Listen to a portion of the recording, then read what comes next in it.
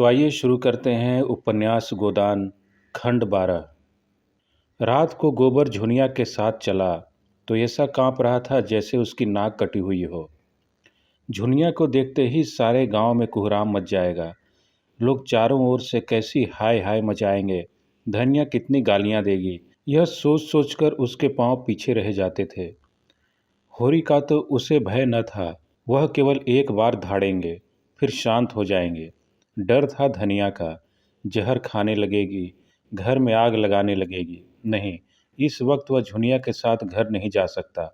लेकिन कहीं धनिया ने झुनिया को घर में घुसने ही न दिया और झाड़ू लेकर मारने दौड़ी तो वह बेचारी कहाँ जाएगी। अपने घर तो लौट ही नहीं सकती, कहीं कुएं में ना कूद पड़े या गले में फांसी लगा ले तो क्या हो। उसने लंबी सांस ली, किसकी शरण ले। मगर अम्मा इतनी निर्दयी नहीं है कि मारने दौड़े। क्रोध में दो चार गालियां देंगी, लेकिन जब झुनिया उसके पांव पकड़कर रोने लगेगी तो उन्हें जरूर दया आ जाएगी। तब तक वह खुद कहीं छिपा रहेगा। जब उपद्रव शांत हो जाएगा तब वह एक दिन धीरे से आएगा और अम्मा को मना लेगा। अगर इस बीच उसे कहीं मजूरी मिल जाए और दो चार रुपए लेकर घर लौटे तो फिर धनिया का मुंह बंद हो जाएगा। झुनिया बोली, मेरी छाती धक धक कर रही है। मैं क्या जानती थी तुम मेरे गले यह रोग मर दोगे। न जाने किस बुरी साइट में तुमको देखा। न तुम गाय लेने आते, न यह सब कुछ होता। तुम आगे आगे जाकर जो कुछ कहना सुनना हो कह सुन लेना, मैं पीछे से जाऊंगी।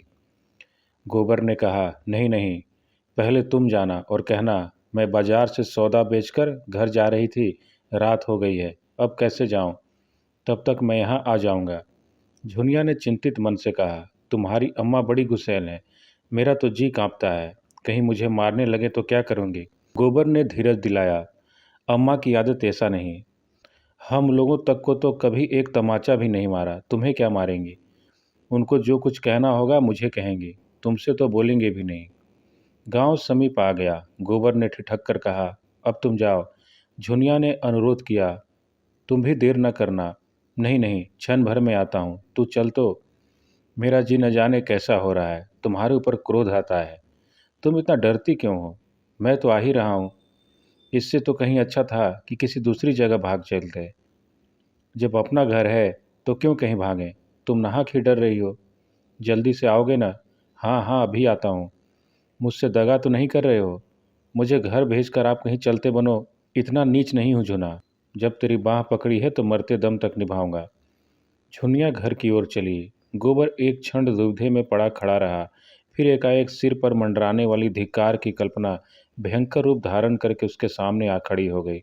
कहीं सचमुच अम्मा मारने दौड़े तो क्या हो। उसके पांव जैसे धरती से चिमट गए। उसके और उसके घर के बीच केवल आमों का छोटा सा बाग था। झुनिया की काली परछाई धीरे धीरे जाती हुई दिख रही थी। उसकी ज्ञानेंद्रियां बहुत तेज हो गई थीं। उसके कानों में ऐसी भनक पड़ी जैसे अम्मा झुनिया को गाली दे रही हैं। उसके मन की कुछ ऐसी दशा हो रही थी मानो सिर पर गड़ासे का हाथ पड़ने वाला हो। देह का सारा रक्त जैसे सूख गया हो। एक क्षण के बाद उसने देखा जैसे धनिया घर से निकलकर कहीं जा रही हो।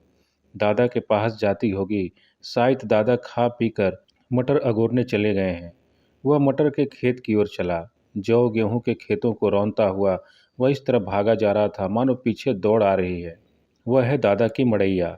वह रुक गया और दबे पांव जाकर मड़ैया के पीछे बैठ गया। उसका अनुमान ठीक निकला। वह पहुंचा ही था कि धनिया की बोली सुनाई दी, ओह, गजब हो गया।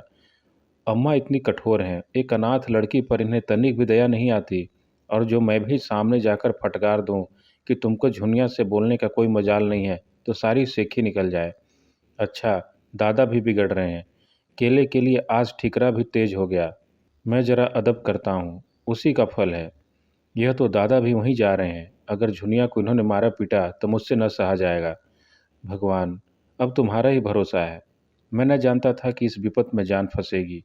झुनिया मुझे अपने मन में कितना धूर्त, कायर और नीच समझ रही होगी। मगर उसे मार कैसे सकते हैं, घर से निकाल भी कैसे सकते हैं। क्या घर में मेरा हिस्सा नहीं है। अगर झुनिया पर किसी ने हाथ उठाया तो आज महाभारत हो जाएगा। माँ बाप जब तक लड़कों की रक्षा करें तब तक माँ बाप है। जब उनमें ममता ही नहीं है तो कैसे माँ बाप। होरी ज्यों ही मड़ैया से निकला, गोबर भी दबे पांव धीरे धीरे पीछे पीछे चला, लेकिन द्वार पर प्रकाश देखकर उसके पांव बंध गए। उस प्रकाश रेखा के अंदर वह पाँव नहीं रख सकता। वह अंधेरे में ही दीवार से चिमट कर खड़ा हो गया। उसकी हिम्मत ने जवाब दे दिया, हाय बेचारी झुनिया पर निरपराध यह लोग झल्ला रहे हैं और वह कुछ नहीं कर सकता। उसने खेल खेल में जो एक चिंगारी फेंक दी थी, वह सारे खलिहान को भस्म कर देगी। यह उसने न समझा था और अब उसमें इतना साहस न था कि सामने आकर कहे, हाँ मैंने चिंगारी फेंकी थी। जिन टिकौनों से उसने अपने मन को संभाला था, वे सब इस भूकंप में नीचे आ रहे और वह झोंपड़ा के नीचे गिर पड़ा। वह पीछे लौटा। अब वह झुनिया को क्या मुंह दिखाए। वह 100 कदम चला, पर इस तरह जैसे कोई सिपाही मैदान से भागे। उसने झुनिया से प्रीति और विवाह की जो बातें की थी, वह सब याद आने लगीं। वह अभिसार की मीठी स्मृतियां याद आईं, जब वह अपने उन्मत्त उसासों में, अपनी नशीली चितवनों में मानो अपने प्राण निकाल कर उसके चरणों पर रख देता था। झुनिया किसी वियोगी पक्षी की भांति अपने छोटे से घोंसले में एकांत जीवन काट रही थी। वहाँ नर का मत आग्रह न था, न वह उद्दीप्त उल्लास, न शावकों की मीठी आवाज़ें, मगर बहेलिए का जाल और छल भी तो वहाँ न था। गोबर ने उसके एकांत घोंसले में जाकर उसे कुछ आनंद पहुँचाया या नहीं, कौन जाने, पर उसे विपत्ति में तो डाल ही दिया। वह संभल गया। भागता हुआ सिपाही मानो अपने एक साथी का बढ़ावा सुनकर पीछे लौट पड़ा। उसने द्वार पर आकर देखा तो किवाड़ बंद हो गए थे। किवाड़ों के दराजों से प्रकाश की रेखाएं बाहर निकल रही थीं। उसने एक दराज से बाहर झांका। धनिया और झुनिया बैठी हुई थी। होरी खड़ा था। झुनिया की सिसकियां सुनाई दे रही थी और धनिया उसे समझा रही थी, बेटी तू चलकर घर में बैठ, मैं तेरे काका और भाइयों को देख लूंगी। जब तक हम जीते हैं किसी बात की चिंता नहीं है। हमारे रहते कोई तुझे तिरछी आंख से देख भी न सकेगा। गोबर गदगद हो गया। आज वह किसी लायक होता तो दादा और अम्मा को सोने में मढ़ देता और कहता, अब तुम कुछ परवाह न करो, आराम से बैठो खाओ और जितना दान पुण्य करना चाहो करो।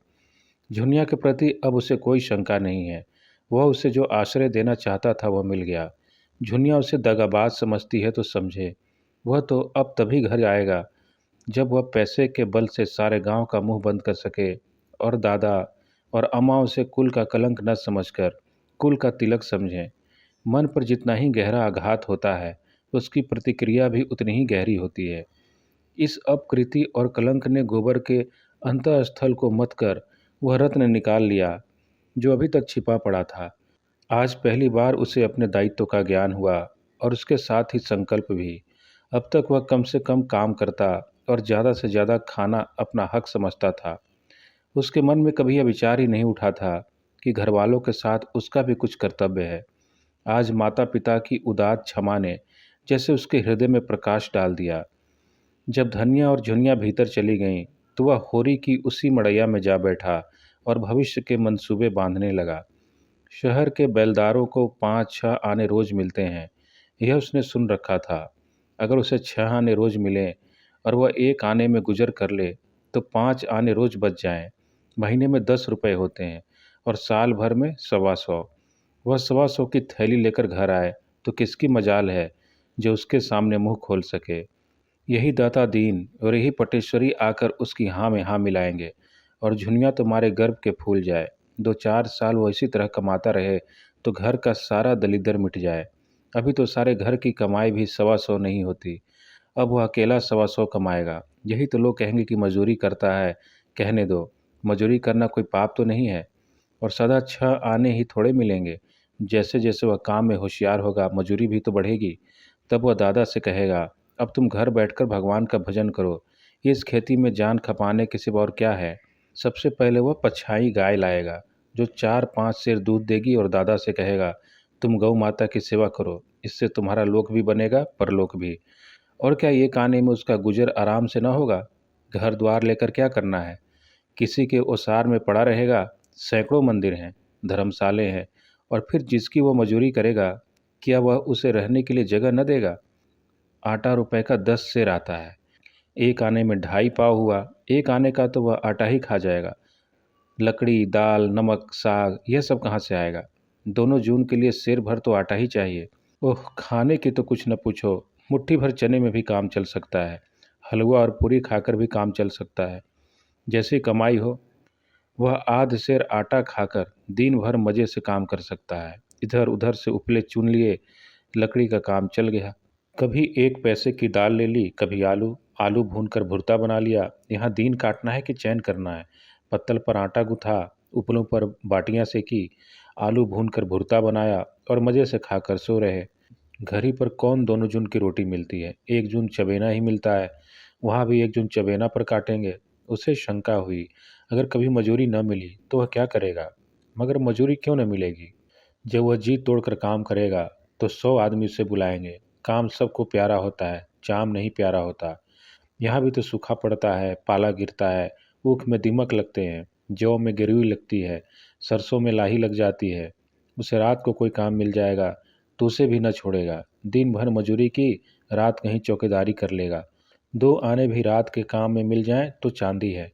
जब वो लौटेगा तो सबके लिए साड़ियाँ लाएगा, झुनिया के लिए हाथ का कंगन जरूर बनवाएगा और दादा के लिए एक मुंडासा लाएगा।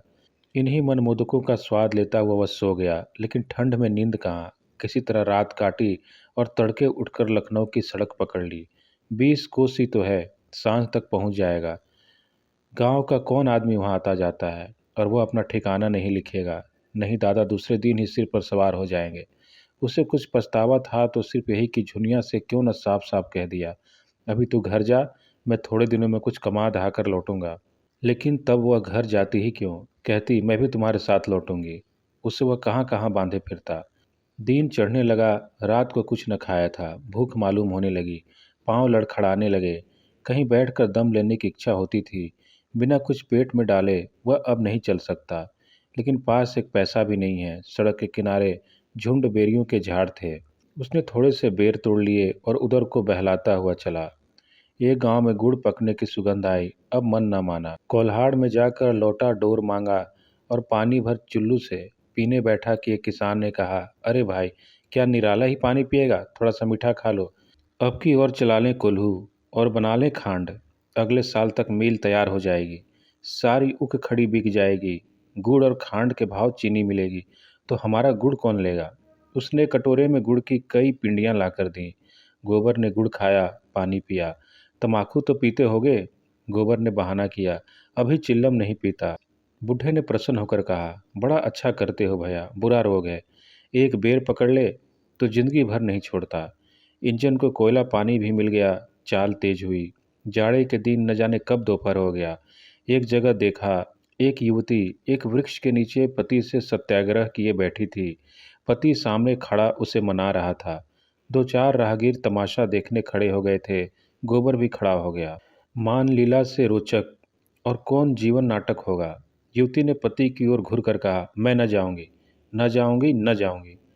पुरुष ने जैसे ये अल्टीमेटम दिया, न जाएगी, न जाऊंगी, न जाऊंगी, न जाऊंगी। पुरुष ने उसके केश पकड़कर घसीटना शुरू किया। युवती भूमि पर लौट गई। पुरुष ने हार कर कहा, मैं फिर कहता हूँ, उठकर चल। स्त्री ने उसी दृढ़ता से कहा, मैं तेरे घर 7 जन्म न जाऊंगी, बोटी बोटी काट डाल, मैं तेरा गला काट लूंगा तो फांसी पाओगे। पुरुष ने उसके केश छोड़ दिए और सिर पर हाथ रखकर बैठ गया। पुरुषत्व अपनी चरम सीमा तक पहुंच गया। उसके आगे अब उसकी कोई बस नहीं है। एक क्षण में वह फिर खड़ा हुआ और परास्त होकर बोला, आखिर तू चाहती क्या है। युवती भी उठ बैठी और निश्चल भाव से बोली, मैं यही चाहती हूँ तू मुझे छोड़ दे। कुछ मुंह से कहेगी, क्या बात हुई, तेरे भाई बाप को कोई क्यों गाली दे, किसने गाली दी तेरे बाप भाई को, जाकर अपने घर में पूछा। चलेगी तभी तो पूछूंगा। तू क्या पूछेगा, कुछ दम भी है, जाकर अम्मा के आंचल में मुंह ढक कर सो। वह तेरी माँ होगी, मेरी कोई नहीं है। तू उसकी गालियाँ सुन, मैं क्यों सुनूं। एक रोटी खाती हूँ तो 4 रोटी का काम करती हूँ, क्यों किसी की धौंस सहूँ। मैं तेरा एक पीतल का छल्ला भी तो नहीं जानती। राहगीरों को इस कलह में अभिनय का आनंद आ रहा था, मगर उसके जल्द समाप्त होने की आशा न थी। मंजिल खोटी होती थी। एक एक करके लोग खिसकने लगे। गोबर को पुरुष की निर्दयता बुरी लग रही थी। भीड़ के सामने तो कुछ न कह सकता था। मैदान खाली हुआ तो बोला, भाई, मर्द और औरत के बीच में बोलना तो न चाहिए, मगर इतनी बेदर्दी भी अच्छी नहीं होती। पुरुष ने कौड़ी किसी आंखें निकाल कर कहा, तुम कौन हो। गोबर ने निशंक भाव से कहा, मैं कोई हूँ, लेकिन अनुचित बात देखकर सभी को बुरा लगता है। पुरुष ने सिर हिलाकर कहा, मालूम होता है अभी मेहरिया नहीं आई, तभी इतना दर्द है। मेहरिया आएगी तो भी उसके झोंटे पकड़ कर न खींचूंगा। अच्छा, तो अपनी राह लो। मेरी औरत है, मैं उसे मारूंगा, काटूंगा। तुम कौन होते हो बोलने वाले? चले जाओ सीधे यहाँ से। गोबर का गर्म खून और गर्म हो गया। वह क्यों चला जाए? सड़क सरकार की है, किसी के बाप की नहीं है। वह जब तक चाहे वहाँ खड़ा रह सकता है, वहाँ से उसे हटाने का किसी को अधिकार नहीं है। पुरुष ने होठ चबाकर कहा। तो तुम न जाओगे? आऊं? गोबर ने अंगोछा कमर में बांध लिया और समर के लिए तैयार होकर बोला, तुम आओ या न आओ, मैं तो तभी जाऊंगा जब मेरी इच्छा होगी। तो मालूम होता है हाथ पैर तुड़वा के जाओगे। यह कौन जानता है किसके हाथ पैर टूटेंगे। तो तुम न जाओगे?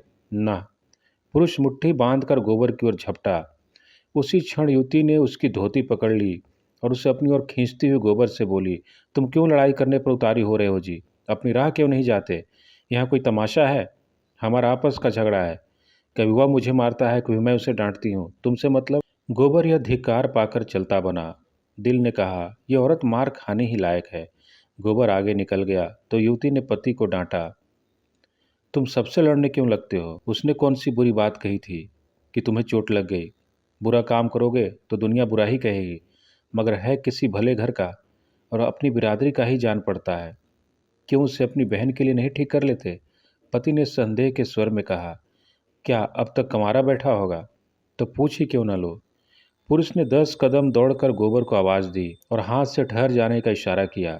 गोबर ने समझा शायद फिर इसके सिर भूत सवार हुआ, तभी ललकार रहा है। मार खाए बिना न मानेगा। अपने गांव में कुत्ता भी शेर हो जाता है, लेकिन आने दो। लेकिन उसके मुख पर समर की ललकार न थी, मैत्री का निमंत्रण था। उसने गांव और नाम और जाति पूछी। गोबर ने ठीक ठीक बता दिया। उस पुरुष का नाम कोदई था। कोदई ने मुस्कुराकर कहा, हम दोनों में लड़ाई होते होते बची। तुम चले आए तो मैंने सोचा तुमने ठीक ही कहा। मैं नाहक तुमसे तन बैठा।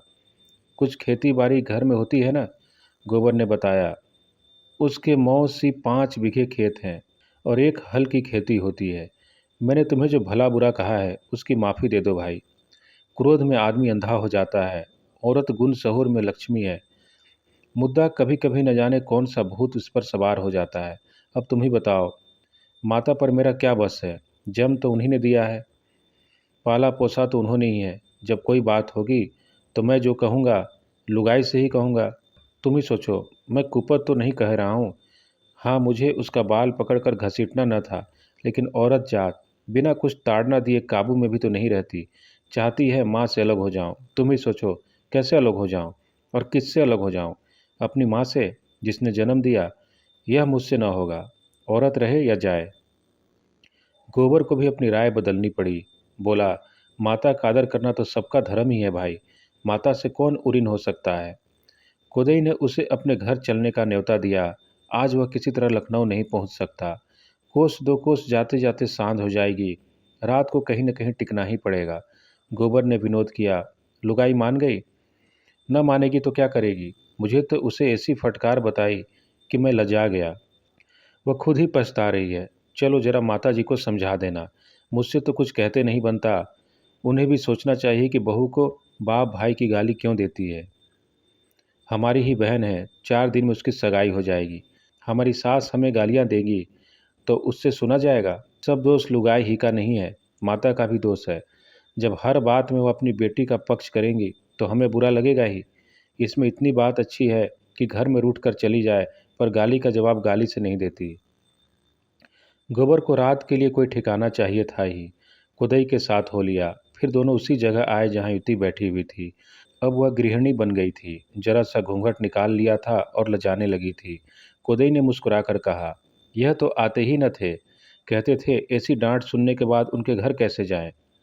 युवती ने घूंघट की आड़ से गोबर को देखकर कहा, इतनी ही डांट में डर गए? लुगाई आ जाएगी तब कहाँ भागोगे? गांव समीप ही है। गांव क्या था, पुरवा था। 10-12 घरों का, जिसमें आधे खपरेल के थे, आधे फूस के। कुदई ने अपने घर पहुंचकर खाट निकाली, उस पर एक दरी डाल दी, शरबत बनाने को कह चिल्लम भर लाया और एक क्षण में वही युवती लोटे में शरबत लेकर आई और गोबर को पानी का एक छींटा मारकर मानो क्षमा मांगी। वह अब उसका नंदोई हो रहा था। फिर क्यों न अभी से छेड़छाड़ शुरू कर दे। उपन्यास गोदान का आगे का भाग खंड 13 में